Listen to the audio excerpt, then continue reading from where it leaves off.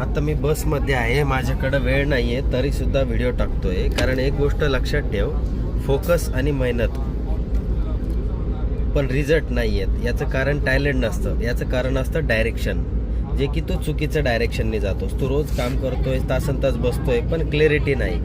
तर तुला नेमकं हवंय काय तेच तुला कळत नाही. मग तू रॉंग ॲक्शन, तू बिझी आहेस पण प्रोडक्टिव्ह नाही आहेस.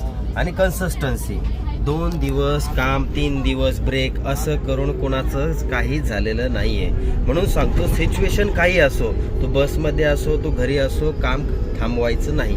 लक्षात ठेव, फोकस म्हणजे फक्त बसणं नाही. फोकस म्हणजे योग्य गोष्टींवरती सातत्याने काम करणं.